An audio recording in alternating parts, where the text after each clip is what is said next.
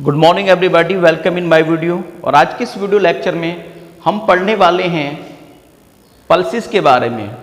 हम पढ़ रहे हैं 10th क्लास की ज्योग्राफी और चैप्टर का नाम है एग्रीकल्चर। ये ज्योग्राफी का 4th चैप्टर है। इससे पहले की वीडियो में मैंने आपको वीट के बारे में, राइस के बारे में और आपको अदर जो क्रॉप्स होती हैं, मिलेट्स है आपका, मेज, उसके बारे में मैंने आपको एक ग्रेट नॉलेज दी। और आज के इस वीडियो लेक्चर में हम जानने वाले हैं पल्सेस के बारे में। तो जो पल्सेस है वो इंडिया के अंदर लार्ज क्वांटिटी में ग्रो किया जाता है। जो पल्सेस की जो फार्मिंग है वो इंडिया में लार्ज क्वांटिटी में की जाती है और इंडिया वर्ल्ड के अंदर लार्जेस्ट कंज्यूमर और एज वेल एज प्रोड्यूसर होता है आपकी पल्सेस का। That is the clear. जो पल्सेस है इंडिया के अंदर इसलिए ज़्यादा कंज्यूम की जाती हैं क्योंकि ये एक जो आपका वेजिटेरियन फूड में आता है। तो जो जितने भी आपके वेजिटेरियन फूड खाने वाले जो पर्सन हैं वो आपके पल्सेस को ज़्यादा प्रेफर करते हैं। तो इंडिया के अंदर लार्ज क्वांटिटी में आपका जो पल्सेस है वो प्रोड्यूस की जाती हैं। और पल्सेस जो हमारी सॉइल होती है उसकी फर्टिलिटी को मेंटेन करने में भी बहुत ज़्यादा हेल्प करती हैं। इसलिए पल्सेस को एक आपकी रोटेशन क्रॉप के रूप में भी फार्मर इंडिया के अंदर इनको ग्रो करता है। पल्सेस में इंडिया के अंदर आपका जो इंपॉर्टेंट पल्सेस हैं वो आपका उड़द है, मूंग है, पीस है, ग्राम है। ये सारी एक ऐसी इंपॉर्टेंट आपकी पल्सेस हैं जो इंडिया के अंदर लार्ज क्वांटिटी में ग्रो की जाती हैं और सब लोग इनको बड़े इंटरेस्ट के साथ कंज्यूम करते हैं। जितनी भी पल्सेस होती हैं वो नाइट्रोजन, एयर के साथ नाइट्रोजन को लेकर जमीन की जो फर्टिलिटी है, जो सॉइल की जो फर्टिलिटी है उसको मेंटेन करने में या उसको इंक्रीज करने में जो फार्मर की हेल्प करते हैं। और इसलिए फार्मर जो पल्सेस हैं उनको रोटेशन क्रॉप के रूप में यूज करता है और अपना जो प्रोडक्शन है उसको और अपनी जो फार्मिंग है उसको कहते हैं कि वो लार्जेस्ट प्रोड्यूसर के रूप में वर्ल्ड में जाना जाता है। ठीक है। तो इंडिया के अंदर जो पल्सेस हैं वो आपका एमपी में, यूपी में, राजस्थान में, महाराष्ट्र में और कर्नाटक में लार्ज क्वांटिटी में जो आपकी पल्सेस हैं वो इंडिया के अंदर ग्रो की जाती हैं। अब ये तो एक थी फूड क्रॉप्स की बात। जो फूड क्रॉप थी कि आपकी मेज हुआ, आपका मिलेट्स हुआ, आपका राइस हुआ। अब कुछ ऐसी क्रॉप्स भी होती हैं जो फूड से अलग होती हैं, जैसे आपका शुगर कैन होता है। अब इनमें क्या food crops other than grains, ऐसी क्रॉप जो लार्ज क्वांटिटी में इंडिया के अंदर होती हैं और वो हमारी फार्मिंग के लिए बहुत ज़्यादा इंपॉर्टेंट है। अब उनको हम कमर्शियल फार्मिंग की जो सीरीज है उसमें हम उसको रख सकते हैं। तो उनमें से एक क्रॉप आपकी आती है शुगर केन। अब शुगर केन भी इंडिया के अंदर लार्ज क्वांटिटी में ग्रो किया जाता है। आप सभी जानते हैं कि शुगर केन इंडिया में, उत्तर प्रदेश में, महाराष्ट्र में और ट्रॉपिकल और सब ट्रॉपिकल दोनों तरह के क्लाइमेट में जो शुगर केन है वो इंडिया में ग्रो किया जाता है। शुगर केन को किसी भी तरह की सॉइल में इजीली ग्रो किया जा सकता है। इसके लिए कोई पर्टिकुलर सॉइल नहीं है कि कोई स्पेशल सॉइल में शुगर केन को ग्रो किया जाता है, नहीं। शुगर केन के लिए किसी भी सॉइल जो होती है, कोई भी जो सॉइल होती है वो सुटेबल होती है। ये ट्रॉपिकल और सब ट्रॉपिकल दोनों तरह के क्लाइमेट में हम इसको इजीली ग्रो कर सकते हैं। शुगर केन की अगर बात करें तो शुगर केन से आपका मोलासिस है, आपका शुगर है, ठीक है, और आपका जेगरी है। ये सारे प्रोडक्ट शुगर केन से बनाए जाते हैं। उत्तर प्रदेश में सबसे ज्यादा शुगर मिल्स हैं, उसके बाद महाराष्ट्र में शुगर मिल्स हैं। तो महाराष्ट्र और उत्तर प्रदेश एक लार्जेस्ट प्रोड्यूसर हैं आपके शुगर केन के। अंडरस्टैंड। अब बात करते हैं कि शुगर केन की जो फार्मिंग है या शुगर केन की जो कल्टीवेशन है इसको क्या क्या चाहिए। शुगर केन को देखो 21 सेंटीग्रेड से लेकर 27 सेंटीग्रेड तक इसको टेम्परेचर चाहिए। इसकी शुगर केन की क्रॉप को ग्रो करने के लिए हमारे पास 21 से लेकर 27 डिग्री तक क्या चाहिए, इसको टेम्परेचर चाहिए ग्रो करने के लिए। और 75 सेंटीमीटर तक हमें इसको ग्रो करने के लिए रेनफॉल चाहिए होती है। और ऐसे एरिया जहां पर इरिगेशन की प्रॉपर सिस्टम है, जैसा आपका हरियाणा है, पंजाब है, उत्तर प्रदेश है, वहां पर भी शुगर केन की जो कल्टीवेशन है, शुगर केन की जो फार्मिंग है वो इजीली की जाती है। अंडरस्टैंड। अब इसके बाद आता है आपका ऑयल सीड। अब ऑयल सीड क्या होती है? तिलहन, ऐसी फसलें जिनसे हम ऑयल लेते हैं। इंडिया के अंदर फूड्स क्रॉप अदर देन ग्रान्स, तो इसके अकॉर्डिंग अगर हम बात करें कि फूड क्रॉप्स के अलावा इंडिया के अंदर और कौन कौन सी जो क्रॉप है वो ग्रो की जाती है, तो उसमें आपका पहला क्या हुआ? शुगर केन हुआ। उसके बाद आपका आता है ऑयल सीड। तो ऑयल सीड में ऐसी क्रॉप्स को रखा जाता है जिसमें हम ज्यादा से ज्यादा ऑयल लेते हैं, ज्यादा से ज्यादा ऑयल गेट करते हैं। तो ऐसी जो क्रॉप होती हैं उनको हम ऑयल सीड क्रॉप्स के नाम से हम जानते हैं। अब जो ऑयल सीड है इंडिया के अंदर, ऑयल सीड में आपका कोकोनट आता है, आपका सीसेमम आता है, आपका सोयाबीन आता है, आपका कस्टर्ड सीड आता है, आपका कॉटन सीड्स आता है, आपका लिनसीड्स आता है एंड आपका सनफ्लावर आता है। ये कुछ ऐसे इंपॉर्टेंट क्रॉप्स हैं जो आपके ऑयल सीड में हम इनको रखते हैं। अब इनके जो ऑयल हैं, मोस्टली ऑयल सीड के जो क्रॉप्स के जो ऑयल होता है, जब इनसे हम ऑयल को निकालते हैं तो इनको हम अपना खाने के रूप में, जो आप हमारा फूड होता है, जब हम फूड की कुकिंग करते हैं तो ऑयल सीड को हम फूड को कुक करने में हम यूज करते हैं। अब इंडिया के अंदर लार्ज क्वांटिटी में आपके वेजिटेरियन पर्सन रहते हैं, तो यहां पर ऑयल सीड को भी लार्ज क्वांटिटी में खाया जाता है। और इंडिया के 10% है, जो टोटल क्रॉप का जो पार्ट है इंडिया के अंदर, उसका जो 10% है उस पर आपकी ऑयल सीड की जो एग्रीकल्चर है या फार्मिंग वो की जाती है। अंडरस्टैंड? खाने के साथ साथ ऑयल सीड वाली क्रॉप्स को हम आपके जितने भी आपकी ऑयल सीड क्रॉप से जो निकलने वाला ऑयल है उनको हम ऑइंटमेंट्स में भी, और जितने भी ब्यूटी की जो आपके कॉस्मेटिक प्रोडक्ट हैं वो आपके ऑयल सीड, उन सब में आपका ऑयल सीड यूज किया जाता है। ग्राउंडनट भी एक ऑयल सीड वाली फसल है, इसको आपका गुजरात के अंदर लार्ज क्वांटिटी में पैदा किया जाता है और इससे निकलने वाला जो तेल है उसको हम खाने में भी यूज करते हैं। अंडरस्टैंड? आपका मस्टर्ड है, आपका सीसेमम है, ये सारी जो क्रॉप्स हैं वो आपके ऑयल सीड में रखी जाती हैं और इनको हम अपने फूड में एज ए ऑयल के रूप में हम इनको यूज करते हैं। That is the clear. अब आपका नेक्स्ट आता है इसके अंदर टी। तो टी की जो कल्टीवेशन है वो एक प्लांटेशन एग्रीकल्चर का एग्जाम्पल होता है। जो कमर्शियल फार्मिंग मैंने पढ़ाया था आपको लास्ट वीडियो में, तो उसी में प्लांटेशन फार्मिंग के बारे में मैंने बताया था। तो जो टी है उसको हम प्लांटेशन फार्मिंग में इंक्लूड कर सकते हैं। और टी आपका इंडिया के अंदर आसाम में, त्रिपुरा में, मेघालय में और अदर स्टेटों में आपका टी लार्ज क्वांटिटी में ग्रो किया जाता है। That is the clear. T की जो शुरुआत की थी इंडिया के अंदर वो अंग्रेजों ने की थी। पहले भारत में कोई भी जो पर्सन था वो टी का शौकीन नहीं था, टी की कल्टीवेशन नहीं करता। यहाँ के जो लोग थे वो टी पीने के इतने आदी नहीं थे, लेकिन उनकी जो एडिक्शन यहाँ पे डाली, टी पीने की जो एडिक्शन यहाँ पे डाली गई, वो अंग्रेजों के द्वारा इंडिया में प्लांटेशन फार्मिंग जब शुरू की गई तो उसमें वो टी को लेके आए और टी इंडिया में लार्ज क्वांटिटी में अब यहाँ पर ग्रो किया जाता है। टी की जो फ्रेशनेस, टी की जो लीफ को तोड़ा जाता है और इसमें हमें लार्ज क्वांटिटी में वर्कर्स की आवश्यकता होती है। इसकी जो प्रोसेसिंग है लीफ की, वो उसके प्लांट के अंदर ही जो आपका जो बहुत बड़े फार्म हाउस होते हैं आपके टी के, वहीं पर इनके प्लांट होता है और इसकी लीफ की फ्रेशनेस को बनाने के लिए इसकी जो प्रोसेसिंग है वहीं पर की जाती है। That is clear. और इंडिया के अंदर जो आपके जो प्रोड्यूसर होते हैं टी के, वो आपका असम है, असम की जो हिल्स हैं दार्जिलिंग, उन पर आपका जलपाईगुड़ी जो डिस्ट्रिक्ट है वहां पर, वेस्ट बंगाल, तमिलनाडु, केरला और हिमाचल प्रदेश, उत्तराखंड, मेघालय, आंध्र प्रदेश, त्रिपुरा, ये आपके ऐसे स्टेट हैं जहां पर टी का जो प्रोडक्शन है वो किया जाता है।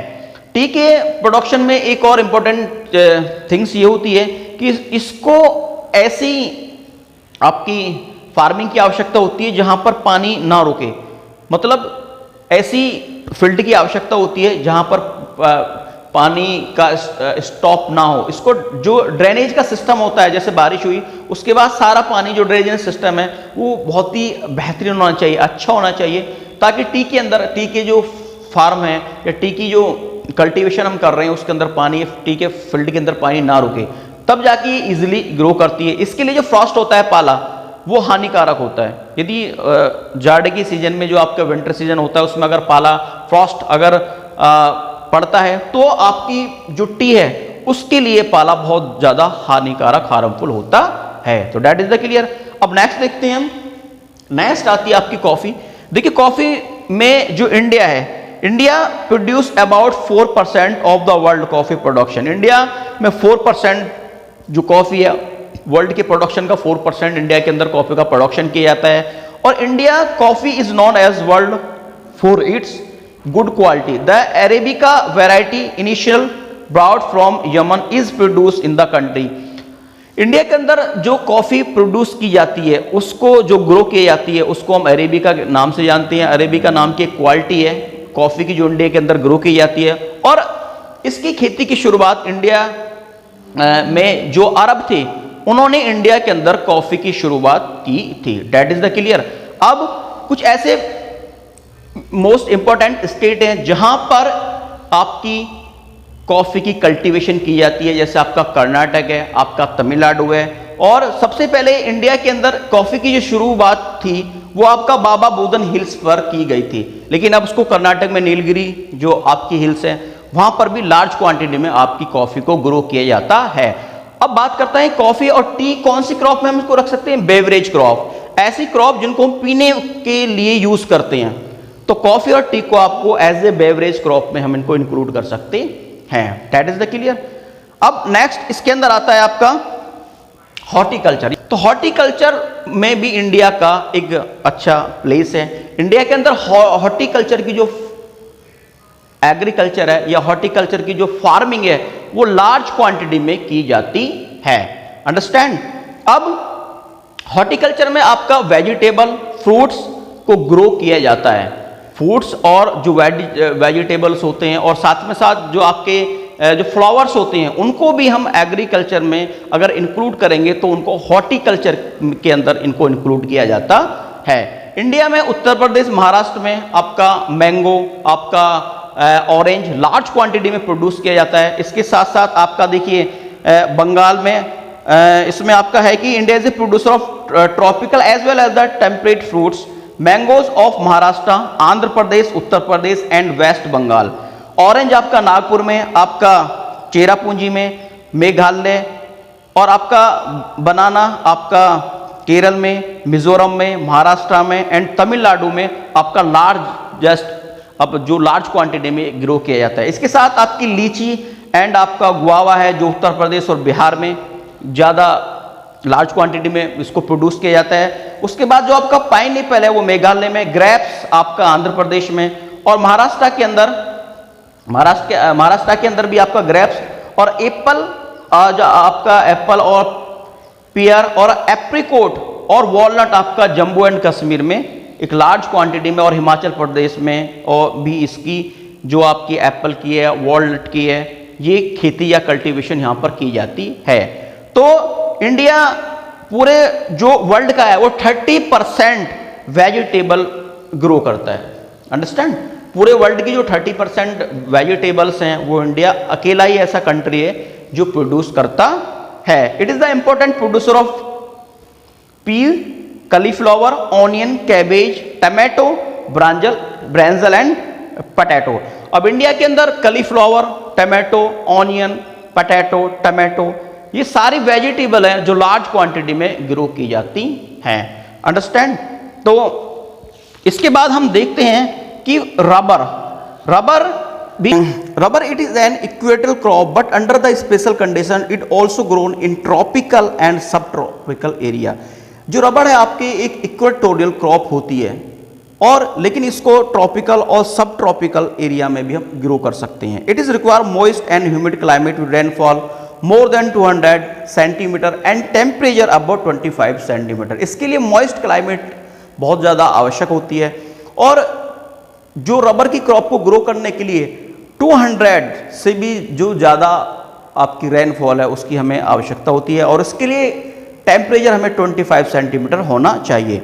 इंडिया के अंदर जो रबर है आपका केरला के अंदर ग्रो की जाती है और रबर के जो रॉ मटेरियल है उसको इंडस्ट्री में एज ए रॉ मटेरियल के फॉर्मेट में रबर को यूज किया जाता है। It mainly grow in Kerala, Tamil Nadu, Karnataka, Andhra Pradesh, Andaman and Nicobar island and Garo hills of Meghalaya. India ranks 5th among the world natural rubber producers. अब जो आपकी तमिलनाडु है, केरल है और कर्नाटक है, अंडमान निकोबार है जो आइलैंड है आपका, और गारो हिल्स ऑफ मेघालय, इनमें आपका रबर का प्रोडक्शन किया जाता है, रबर की फार्मिंग की जाती है। और India ranks 5th among the world natural rubber producer. India की 5th रैंक है पूरे वर्ल्ड में रबर का प्रोडक्शन करने में। That is the clear. अब रबर के बाद हम देखते हैं फाइबर क्रॉप्स। अब मैंने आपको बताया कि पहले फूड क्रॉप्स की बात की, उसके बाद हमने बात की कि food crops other that grains. ठीक है, ऐसे फूड क्रॉप्स जो ग्रेन से अलग हैं, जैसे आपका शुगर केन है, ऑयल सीड है, टी है, कॉफी है। अब हम बात करने वाले हैं आपकी फाइबर क्रॉप्स की। तो फाइबर क्रॉप्स एक ऐसी क्रॉप्स होती हैं जिनमें हम आपके कॉटन को, जूट को, हेम्स को शामिल कर सकते हैं, इंक्लूड कर सकते हैं। इनमें जो आपका कॉटन जूट है, वो आपका कॉटन और जूट ऐसी क्रॉप है जो फाइबर क्रॉप होती है और इसको हम सॉइल के अंदर ग्रो करते हैं। लेकिन आपका जो एंड जूट, तो कॉटन, इंडिया के अंदर जो कॉटन है उसकी जो खेती लार्ज क्वांटिटी में की जाती है। कॉटन को ग्रो करने के लिए हमें ब्लैक सॉइल की आवश्यकता होती है। कॉटन आपका गुजरात और मध्य प्रदेश में लार्ज क्वांटिटी में की जाती है। कॉटन के लिए ज़्यादा रेनफॉल की आवश्यकता नहीं होती है। कॉटन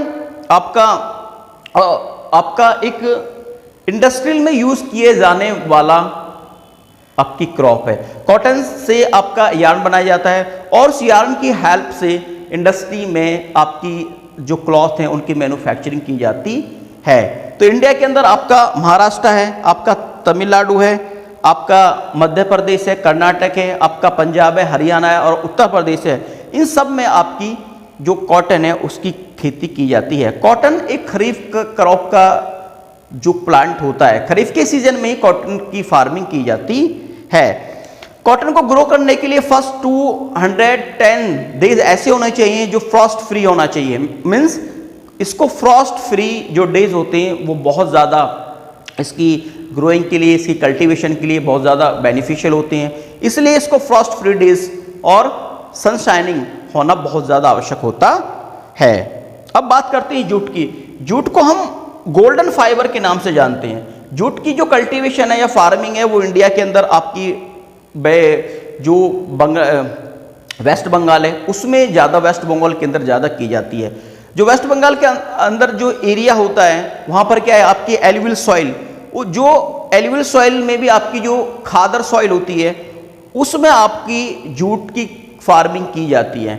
जूट ऐसे एरिया में ज़्यादा ग्रो की जाती है, ज़्यादा इसकी सोइंग की जाती है जो ईच एंड एवरी ईयर जो एलुवियल सॉइल न्यू हो जाती है, जिसको हम खादर के नाम से जानते हैं, और इसका प्रोडक्शन लार्ज क्वांटिटी में होता है। जूट को भी एज ए इंडस्ट्री, हम इंडस्ट्री में एज ए रॉ मटेरियल इसको यूज़ करते हैं और जूट के आपके सैक बनाए जाते हैं, आपके जो बैग्स हैं वो बनाए जाते हैं और आपकी रॉप्स हैं वो बनाई जाती हैं और डिफरेंट टाइप और जो अदर थिंग्स हैं वो भी आपकी जूट की बनाई जाती हैं। तो डेफिनेटली आज के इस वीडियो लेक्चर में मैंने आपको बताया कि पल्सेस के बारे में, उसके बाद मैंने आपको बताया food crops other than grains जो क्रॉप में हम रखते हैं, जैसा आपका शुगर है, आपका ऑयल सीड है, आपका टी है, आपकी कॉफ़ी है। उसके बाद हॉर्टिकल्चर के बारे में मैंने आपको बताया कि कौन कौन सी क्रॉप्स हैं जो हॉर्टिकल्चर में इंक्लूड करते हैं और इंडिया का कौन सा प्लेस है हॉर्टिकल्चर के अंदर, कितना % पार्ट जो हॉर्टिकल्चर का है वो इंडिया प्रोड्यूस करता है। उसके बाद जो फाइबर क्रॉप में आपको कॉटन जूट के बारे में बताया। तो डेफिनेटली ये वीडियो लेक्चर जो मैंने आज आपको इस वीडियो लेक्चर में मैंने आपको जो नॉलेज प्रोवाइड की उस नॉलेज को आपने अच्छी तरह से गेट किया होगा। आई होप नेक्स्ट वीडियो में मैं आपसे मिलता हूं, तब तक के लिए गुड बाय।